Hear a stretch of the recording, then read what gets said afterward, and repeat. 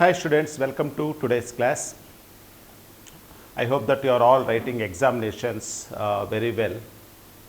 So all the best for your tomorrow's examination also. So today I am going to explain very important models. So watch this video. So very interesting problems I have taken. So these problems definitely will help you to get a good score in your JEE mains examinations. Okay na? So let us see the first problem. The greatest value of x square y cube where x and y lie in the first quadrant on the line 3x plus 4y is equal to 5. So once again, the greatest value of x square y cube. This quantity greatest value we have to find out. The greatest value of x square y cube such that in the variables x and y, they lie in the first quadrant and on the line 3x plus 4y is equal to 5. For example, so this is x axis, y axis. This is the line given by 3x plus 4y is equal to 5. 3x plus 4y is equal to 5. Understand this. Okay now. So the points, these coordinates are there now, x comma y lie in the first quadrant and on the line. So that means up to here only they will lie. Then what will be the greatest value of x square y cube? Then how to solve this problem? So we have to find out the greatest value of x square y cube. For that the given 3x plus 4y is equal to 5. 3x plus 4y is equal to 5.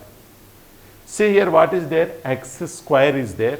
Here y cube is there. Here x square, there y cube. For that what you have to do now? Take the two parts of 3x and 3 parts of 4y. What is the two parts of 3x means? 3x by 2, 3x by 2. 4y 3 parts means 4y by 3, 4y by 3, 4y by 3. Understand? 3x by 2, 3x by 2. To have divided into two parts. This is we divided into 3 parts. Let us see here. So to do this problem, we will make use of the property arithmetic mean is greater than or equal to geometric mean. Arithmetic mean is greater than or equal to geometric mean. What is the arithmetic mean of these 5 quantities? That means 3x by 2 plus 3x by 2 plus 4y by 3 plus 4y by 3 plus 4y by 3 whole divided by 5. Sum of the observations by number of observations, and it is greater than or equal to geometric mean of these 5 quantities is how much? 3x by 2 into 3x by 2 into 4y by 3 into 4y by 3 into 4 by 3 whole to the power of 1 by 5. You know the geometric mean of n terms is equal to a into b into whole to the power of 1 by n. Understand? Right. So you can do this problem. So this is equal to how much now? 3x plus 2 plus 3x plus 2 is equal to how much? This is a 3x. 4y by 3 plus 4y by 3 plus 4y by 3 is equal to how much? 4y whole divided 5 greater than or equal to, see here, 3x by 2 into 3x by 2. So this is equal to 3x by 2 whole square. 4y by 3 into 4y by 3 into 4y by 3, 4y by 3 whole cube. This is whole to the power of 1 by 5. This value we know already. 3x plus 4y value is equal to how much? 5. 5 by 5, 1. So therefore, on the whole, this is a 3x by 2 whole to the power of 3x by 2 into 4y by 3 whole cube. Whole to the power of 1 by 5 is less than or equal to 1. Understand? 3x by 2 whole square plus into 4y by 3 whole cube. Whole to the power of 1 by 5 is less than or equal to 1. So from this we can find out the greatest value of x square and y cube. Okay. Welcome back this. So from this we can say this is equal to 9x square by 4, 4 cube, that is equal to 64 y cube by 27 less than or equal to 1 by 5. So less than or equal to 1. If you take whole to the power of 5 on both sides, you will get like this. So any more cancellations? So 4 1s are 4 16s are, 9 1s are 9 3s are. So therefore x square y cube is less than or equal to 3 by 16. X square y cube is less than or equal to 3 by 16. Less than or equal to 3 by 16. Therefore, what is the maximum value of x square y cube is equal to 3 by 16. Therefore, so our answer is 3 by 16 is the correct answer. Okay, na?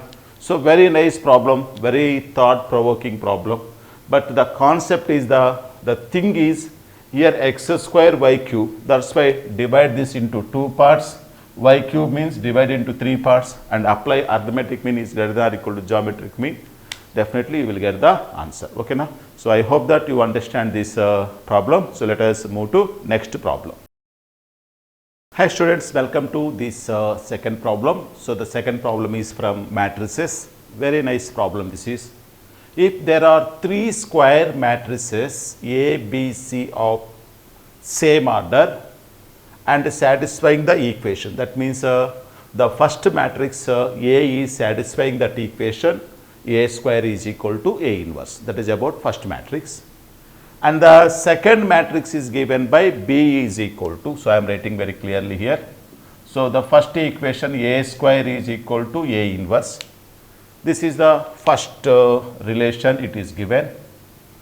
Second relation is given as B is equal to A into 2 power n. This is the second relation.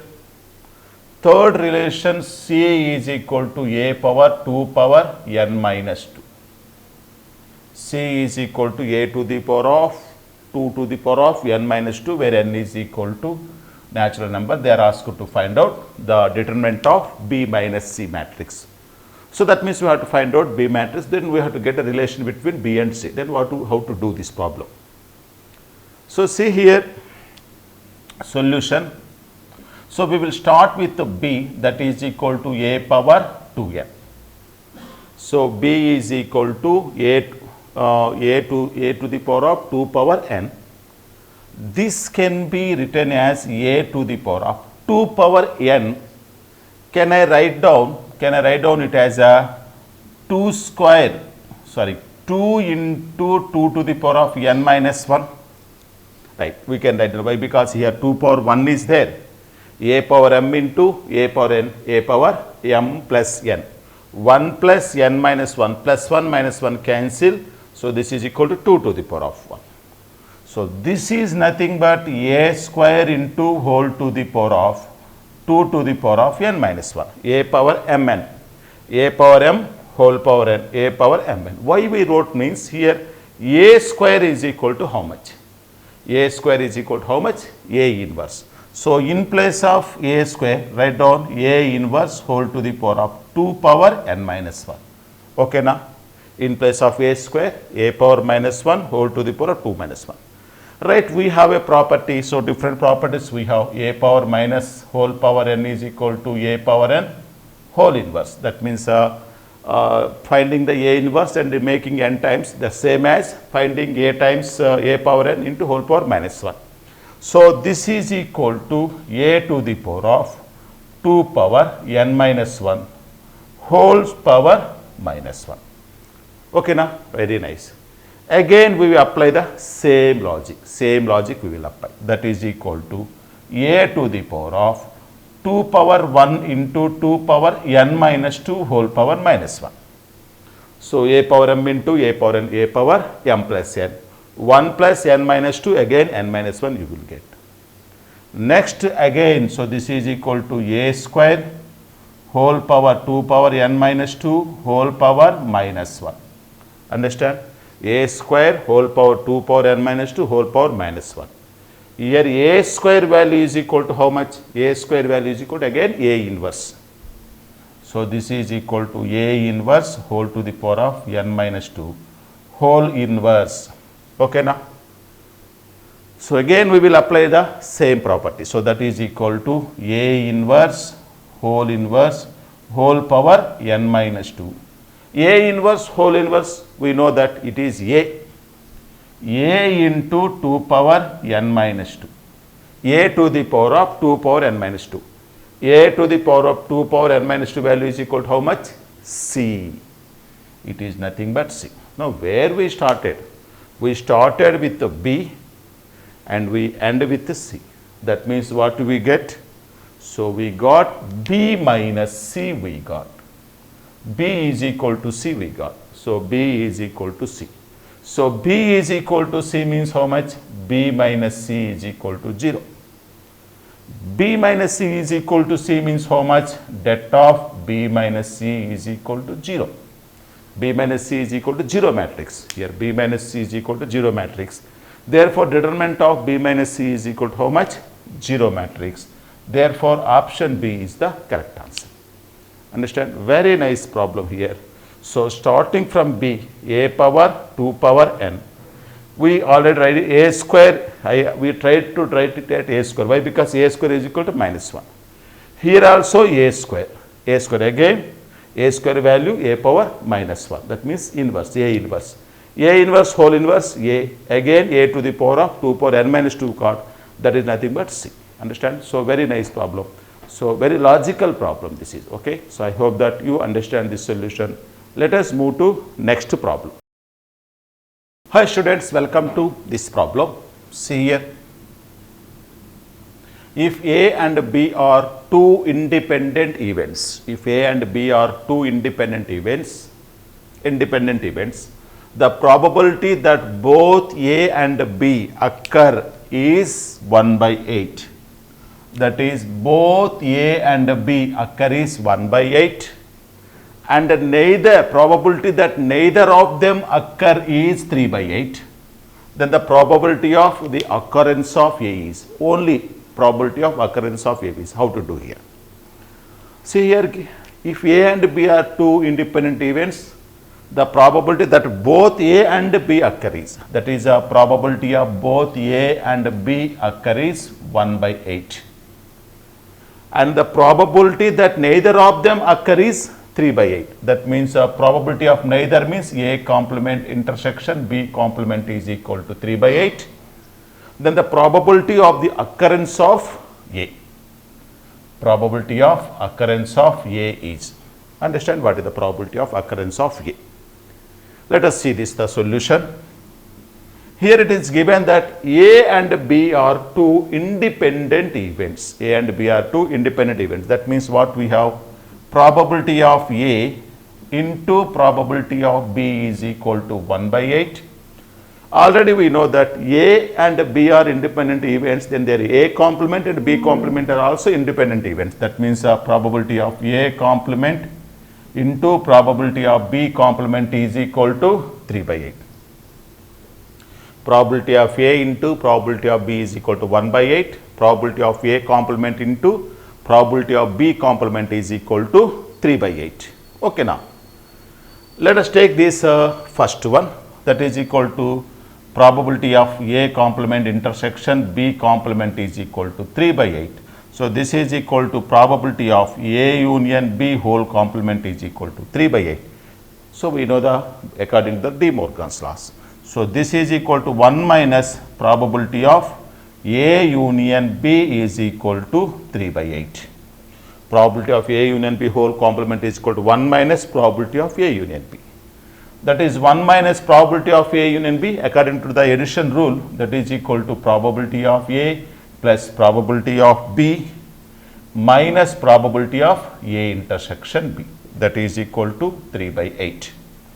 So, now substitute 1 minus probability of A we do not know, probability of A we do not know, plus probability of B we do not know, probability of A intersection B is 1 by 8. So, 1 upon 8, this is equal to 3 by 8. So, this is equal to 1 minus of probability of A plus probability of B plus 1 by 8 is equal to 3 by 8. So, this is equal to 1 plus 1 by 8, 1 plus 1 by 8, 9 by 8. 9 by 8 minus 3 by 8 is equal to probability of A plus probability of B. 9 minus 3 is equal to how much? 6. 6 by 8 means how much? 3 by 4. That is equal to probability of A plus probability of B. So, probability of A plus probability of B is equal to 3 by 4, and the probability of A into probability of B is equal to 1 by 8. That means alpha plus beta is equal to 3 by 4, alpha into beta is equal to 1 by 8. So, then we can get a quadratic equation. Okay. So, let us continue the solution. Welcome back to the remaining calculation. So, let us call it as this is alpha plus beta is equal to 3 by 4, alpha into beta is equal to 1 by 8. Therefore, the quadratic equation whose roots are alpha into beta is alpha plus beta into x plus alpha into beta is equal to 0. Therefore, x square minus alpha plus beta. So, this is equal to 3 by 4x. 3 by 4x plus alpha into beta is equal to 8. Okay, right. So, let us multiply with 8. So, we will get here 8x square minus, so this is equal to 6x plus 1 is equal to 0. Okay, now let us factorize this. So, 8 ones are 8 minus 4 minus 2. 8x square minus 4x minus 6x minus 4x minus 2x plus 1 is equal to 0. So, you can take 4x common outside, 2x minus 1 common outside, 2x minus 1 is equal to 0. 2x minus 1 into 4x minus 1 is equal to 0. X is equal to 1 by 2 or 1 by 4. Therefore, the probability of occurrence of A is either 1 by 2 or 1 by 4. So, your answer is either 1 by 2 or 1 by 4. Both are correct answers. Okay, now. So, I hope that you understand this solution. So, let us move to next problem. Hi students, welcome to this problem. So, here the value of limit extends to infinity x times tan inverse of x plus 1 by x plus 4 minus pi by 4. So, how to do this problem? Okay, so this is a infinity type of problem. So, let us proceed like this. So, here tan inverse of A minus tan inverse of B, it is there. So, tan inverse of A minus tan inverse of B is there. Then we can write down tan inverse of as a single tan inverse. Okay, so let it be limit extends to infinity x into. So, this is a tan inverse of x plus 1 by x plus 4 minus tan inverse of 1. Okay, tan inverse of 1. So, this is equal to limit extends to infinity x into tan inverse of A minus tan inverse of B. Tan inverse of A minus tan inverse of B. So, this is a tan inverse of A minus B by 1 plus. So, tan inverse of A minus tan inverse of B is equal to tan inverse of A minus B by 1 plus A into B. So, this is equal to limit. So, this is equal to tan inverse of. So, let us find out that quantity. So, this will be here x will cancel minus 3 by. So, this is equal to x plus x 2x plus 5. Understand? Right, we will do one thing here. So, here tan inverse of minus 3 by 2x plus 5. No? So, let us multiply this minus 3 by 2x plus 5 into minus 3 by 2x plus 5. So, multiply and divide with minus 3 by 2x plus 5, and you put this 5 here. You put 5 here, no problem. So, sorry, put x here minus 3x. Okay, now. Right. So, we know that up to here, the answer is equal to 1. So, limit extends to infinity, tan inverse of x by x value is equal to how much? 1. So, what is our answer? So, this is a limit extends to 0 minus 3x by 2x plus 5. Understand? So, limit extends to infinity. Sorry.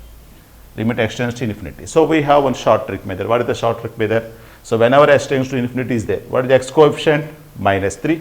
Here x coefficient 2. Therefore, minus 3 by 2. Therefore, option B is the correct answer. Option B will be the correct answer. Okay. So, I hope that you understand this solution.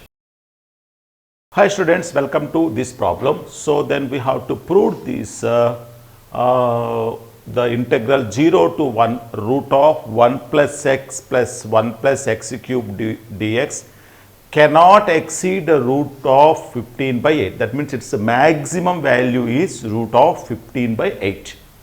That we have to prove it. So, maximum value. So, to prove this we have one property. So, that is equal to integral 0 to 1 under square root of 1 plus x plus 1 plus x cube dx. Integral 0 to 1 root of 1 plus x plus 1 plus x cube dx. Okay, now, right. So, this is less than or equal to root of 0 to 1 1 plus x dx into 0 to 1 1 plus x cube dx. Understand? This quantity is less than or equal to under square root of 0 to 1 1 plus x dx, again 0 to 1 1 plus x cube dx. Okay, now. So, this is less than or equal to root of. So, this is a 1 plus x dx. For 1 it is a x. For the x, this is a x square by 2 from 0 to 1. For 1 x, for x cube x power by 4 from 0 to 1. X plus x power 4 by 1. So, this is equal to 1. So, this is less than or equal to square root of. Substitute 1 here, 1 plus 1 by 2, 3 by 2. Upper limit is 0. So, there also substitute here 1 plus 1 by 4. So, this is equal to 5 by 4. So, this is a 5 by 4.